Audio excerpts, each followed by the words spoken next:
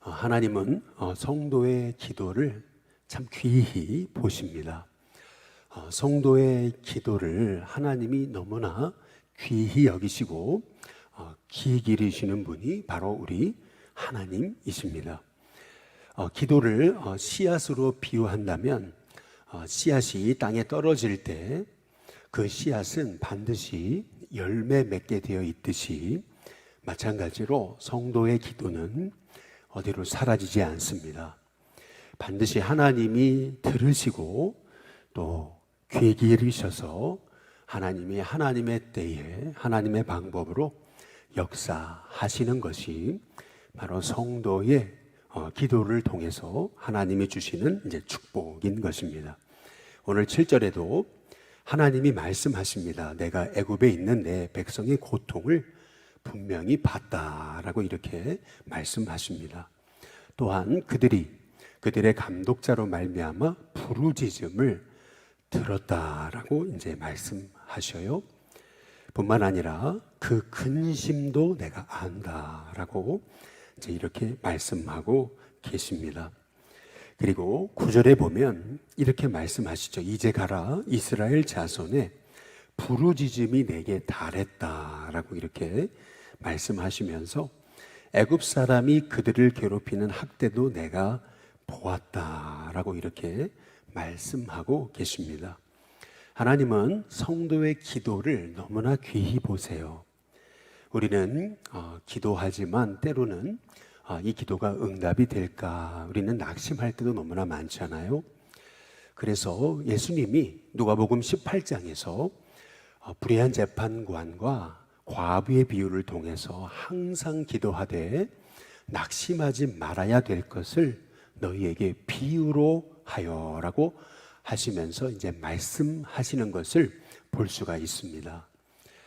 아무런 힘도 없고 백도 없고 그리고 능력도 없었던 과부였지만은 그의 간청에 불의한 재판관도 그의 부르짖음을 듣고 귀 기울였다면 하물며 하늘에 계신 너희 아버지일까 보냐라고 이렇게 말씀하고 계시는 것은 우리가 기도하는 것 그것은 하나님이 귀 기울여 들으신다라고 하는 것에 관한 예수님의 약속이 있는 말씀이라고 하는 사실을 우리가 기억할 필요가 이제 있습니다. 그러나 누가복음 18장에서 분명히 말씀하잖아요.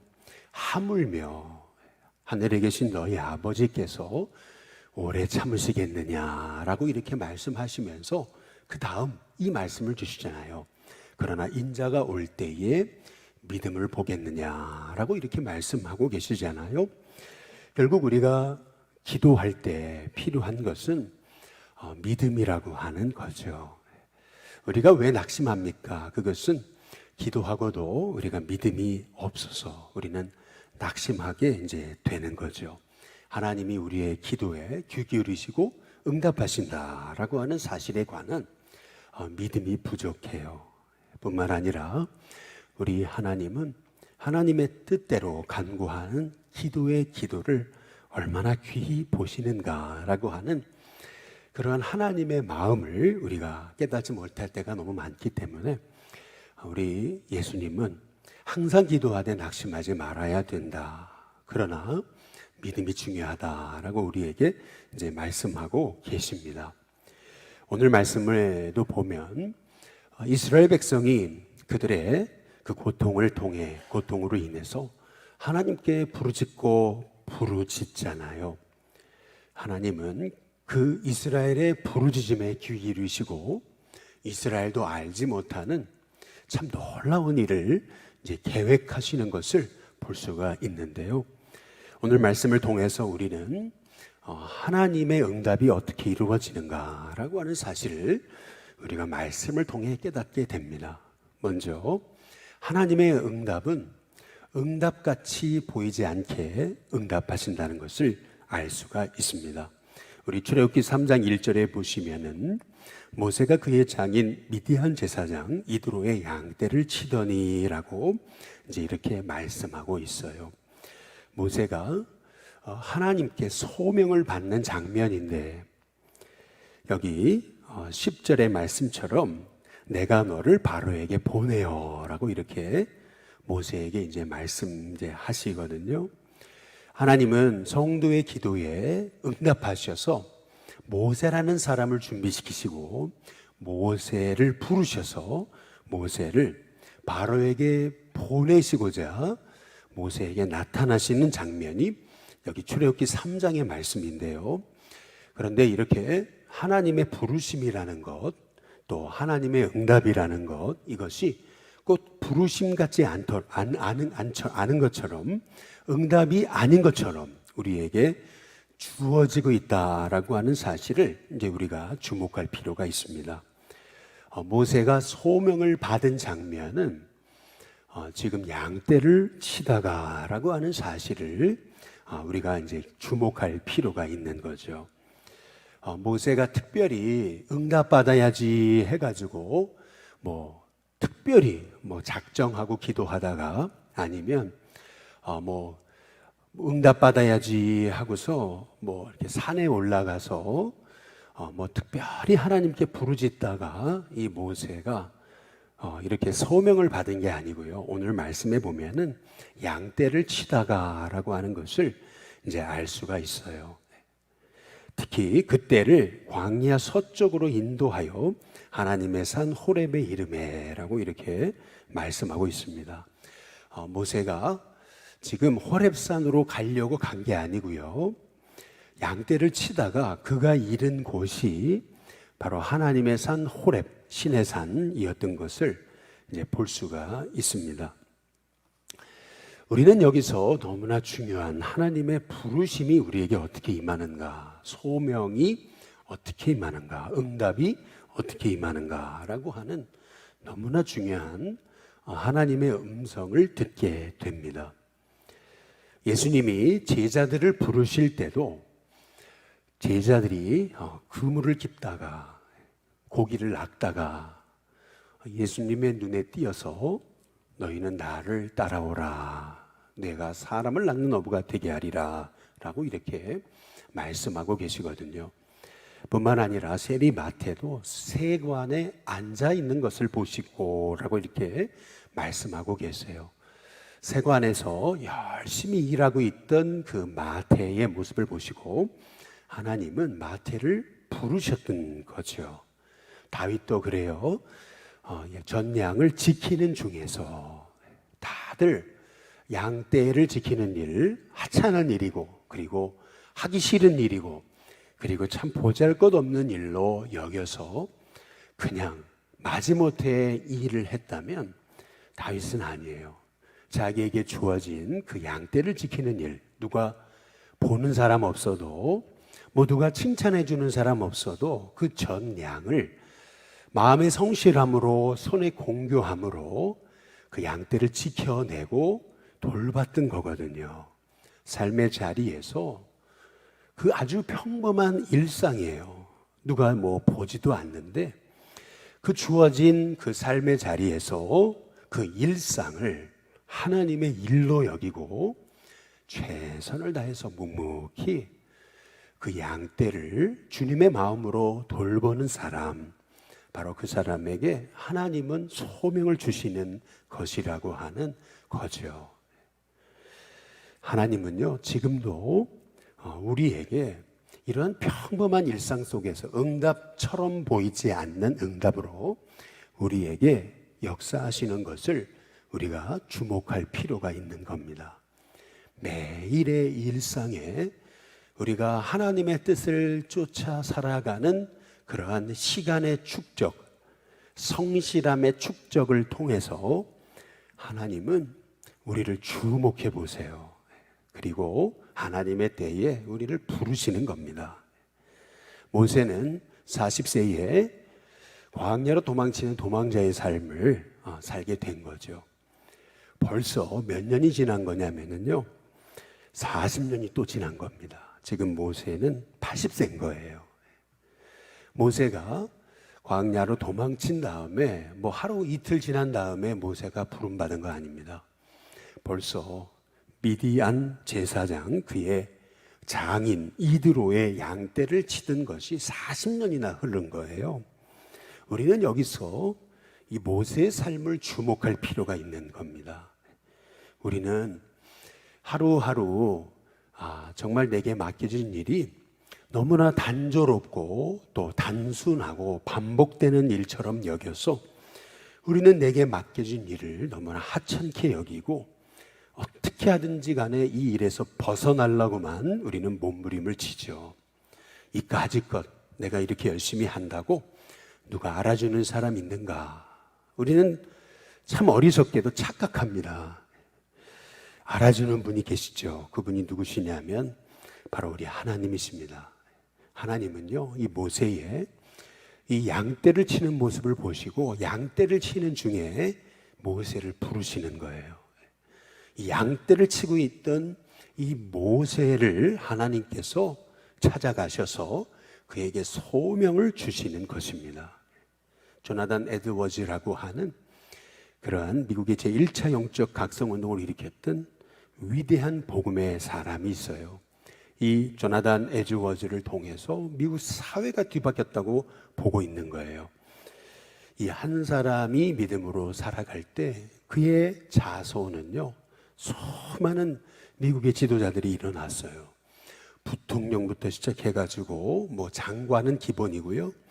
그리고 수많은 교수, 의사, 참 그 미국에서 아주 대표적인 청교도 집안으로 알려진 것이 조나단 에드워즈의 가문인 거죠. 이 조나단 에드워즈는 매일 하루하루 이른 아침에 일어나서 하나님의 말씀을 묵상하면서 산책하는 일을 그의 습관으로 여겼습니다. 산책하고 묵상하고 하나님의 말씀을 상고하다가 성령 받고 그의 삶을 통해 하나님의 성령의 역사가 미국 땅에 부어지게 됐던 거죠. 우리는 매일매일 하루의 일상을 하나님이 일하시는 삶의 자리라고 하는 사실을 우리는 잊지 말고 믿음 안에서 오늘 하루 하나님의 음성에 청종하면서 하나님의 양떼를 치는 이러한 삶이 절대 하찮은 일이 아니라는 사실을 깨달으면서 우리가 매일매일 하나님의 그 음성을 쫓아 살아갈 때 우리도 모르는 사이에 우리는 하나님의 산 호렙에 이르게 되는 축복이 있게 되는 줄로 믿습니다. 오늘 또 여기 2절에 보시면은 여호와의 사자가 떨기나무 가운데로부터 나오는 불꽃 안에서 그에게 나타나셨다 이렇게 말씀하고 계십니다. 하나님이 어떻게 응답하시는가? 하나님이 어떻게 모세에게 소명을 주십니까? 그것은 떨기나무 가운데로부터 나오는 불꽃 안에서 이 모세에게 나타나셨다는 사실을 이제 볼 수가 있습니다. 떨기나무, 이 떨기나무는 이 광야에서 흔히 찾을 수 있는 그러한 가시 떨기나무를 이제 의미하는 것입니다. 우리가 주목해 봐야 되는 것은 하나님은 지금 떨기나무 가운데로부터 나오는 불꽃 안에서 그에게 나타나시는데요. 하나님은 아주 하늘 위로 뻗은 종려나무 가운데서 나타나신 게 아니고요. 또 건축의 가장 최고의 재료로 쓰이는 백향목 가운데서 나타나신 분이 아니십니다. 하나님은요, 당시에 그 광야에서 가장 볼품없는 그냥 덤불과도 같은 그런 가시 떨기나무 가운데서 하나님은 모세에게 나타났습니다. 여기서 중요한 것은 여기 떨기나무라고 하는 겁니다. 이 떨기나무가 의미하는 것은 바로 이스라엘을 의미하는 거고요. 떨기나무가 의미하는 것은 바로 모세 자신을 의미하는 거죠. 이렇게 볼품없는 하찮은 그러한 존재이지만 그에게 성령의 불이 임하니까 결국 그 성령의 그 역사하심으로 하나님은 이스라엘을 구원하시겠다라고 하시는 하나님의 약속의 말씀이 오늘 여기 떨기나무 가운데로부터 나오는 불꽃 안에서 하나님이 역사하신 이 사건을 통해 우리에게 보여주시는 하나님의 말씀인 겁니다. 우리는 자꾸 우리가 하는 것이다 라고 착각하죠. 그러나 그렇지 않습니다. 결국에는 떨기나무 같은, 마른 막대기 같은 우리를 통해서 하나님은 지금도 역사하시는 분이라는 사실을 우리가 깨닫고 알고, 그래서 나를 의지하는 것이 아니라 내 안에 성령의 불로 임하시옵소서. 오늘도 내가 하는 것이 아닌 성령님이 나를 통해 일하시도록 나는 떨기나무같이 참 보잘것없는 존재임을 고백하면서, 나는 질그릇 같은 존재이지만 그러나 내 안에 계신 예수님이 보배이시기 때문에 그 보배이신 예수님을 의지하고 우리가 나아가게 될 때 보배를 담은 질그릇으로서 오늘도 우리가 쓰임받는 하나님의 종이 되게 될 줄로 믿습니다. 근데 오늘 여기 말씀에 이제 보시면은 5절에 이렇게 말씀하시죠. 하나님이 모세에게 모세야 모세야 라고 이렇게 떨기나무 불꽃 가운데서 나타나셔서 말씀하시면서 이제 이렇게 말씀하시죠. 이리로 가까이 오지 말라. 내가 선 곳은 거룩한 땅이니 내 발에서 신을 벗어라 라고 이렇게 이제 말씀하십니다. 물론 이것은 우리 교회의 전통이긴 하지만은 우리 교회는 이제 강대상 위에 올라올 때 보통 이렇게 신발을 벗고 이제 올라오잖아요. 왜 신발을 벗고 올라가는 겁니까? 그 이유가 있는 거죠. 주님의 제단은 거룩한 곳이라고 하는, 특별히 구별을 떼고 성별을 뗀 곳이다 라는 그러한 마음으로 우리가 신발을 벗고 올라오게 되는 거죠. 물론 이것은 우리 교회의 이제 문화이기 때문에 다른 교회에서 신발을 신고 강대상에 올라가는 것이 잘못됐다라고 말씀드리는 것은 아닙니다. 보통 우리가 그러나 신발을 벗는다라고 하는 말씀의 의미는요, 결국 우리가 선 땅이, 우리가 올라가는 곳이 거룩한 곳임을, 우리의 마음을 정결하게 하고, 그래서 하나님의 음성을 받는 그런 심정으로 우리는 신발을 벗고 제단 위에 올라가게 되는 것인 것처럼, 마찬가지로 하나님은 모세를 부르시면서 이곳은 거룩한 곳이다, 내 신발을 벗어라 라고 이렇게 말씀하고 계시잖아요. 여러분, 어디가 거룩한 곳입니까? 그것은 바로 하나님의 음성을 받는 자리는 언제나 어디서나 그곳은 거룩한 자리입니다. 여러분이 여러분의 가정에 있든 일터에 있든 직장에 있든 아니면 여러분이 걸어가는 삶의 자리이든 하나님의 음성을 받는 자리는 거룩한 곳입니다. 여러분이 어디에 계시든 간에 신발을 벗는 마음으로 여러분이 하나님의 음성에 청종하게 될 때 여러분은 언제나 그 여러분의 하나님의 음성을 받는 자리가 부르심의 자리로 변화되는 역사가 일어나게 된다라고 하는 거죠. 특별히 새벽의 자리가 귀한 이유는 우리가 이 새벽에 기도의 시간에 나올 때마다 우리가 신발을 벗는 마음으로 이 새벽의 자리에 나오잖아요. 신발을 벗는 마음으로 정결하고 하나님의 음성을 받는 마음으로 우리가 이 새벽에 나올 때 우리의 닫혔던 귀가 열려지고 닫혔던 눈이 열려지고 또 닫혔던 마음이 열려지는 은혜가 이제 있게 되는 거죠. 언제나 우리의 심정이 이렇게 신발을 벗는 마음으로 하나님 앞에 선다면은 저와 여러분이 매 순간 하나님의 음성을 듣는 하나님의 종들이 되게 될 줄로 믿습니다. 하나님이 모세에게 신발을 벗어라 라고 하신 또 다른 이유는 이제 네 생각 내려놓으라 라고 하는 말씀의 의미죠. 부르심을 받은 하나님의 종은 언제나 신발을 벗는 마음으로 하나님을 섬기는 사명을 감당하는 종이 되어야 된다라고 하는 것입니다. 하나님이 모세를 부르시면서 내가 너를 이 땅 백성 가운데 보내서 바로의 압제에서 너 이 백성을 구원하겠다라고 말씀하셨을 때 모세가 반문하죠. 뭐라 그러냐면 11절에 내가 누구이기에 라고 이렇게 이제 말씀하세요. 도대체 내가 누구이기에. 우리가 한글 성경에는 내가 누구이기에 라고 하는 이 말씀이 한 번 나왔지만 영어 성경에 보시면 Who am I? 라고 하는 것이 이제 2번 나옵니다. Who am I? Who am I? 도대체 내가 누구이기에? 도대체 내가 누구이기에? 모세는 광야 40년 생활을 하면서 자기 자신에 관한 정체성을 잃어버렸습니다. 그냥 양떼를 치는 데도 있어서 최선을 다해서 성실하게 섬기긴 했지만 자기 자신을 향한 부르심, 내가 누구인가 잊어버리고 말았어요. 하나님은 모세를 부르시면서 다시 그의 정체성을 회복시키시는 겁니다. 언제나 우리의 믿음의 삶은 내가 누구인가 라고 하는 그 정체성의 회복에서부터 우리의 삶의 변화는 시작되게 된다는 것을 오늘 말씀을 통해 볼 수가 있습니다.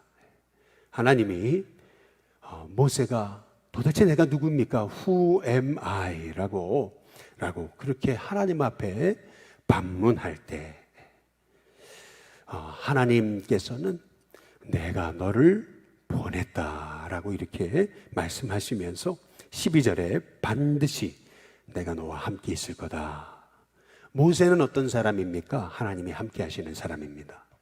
마찬가지로 우리도 우리에 대한 정체성, 우리에 대한 가장 중요한 정체성, 그것은 뭐냐면 나는 하나님이 함께 하시는 사람이라고 하는 겁니다. 하나님이 부르신 사람, 하나님이 쓰시려고 하나님이 택하신 사람.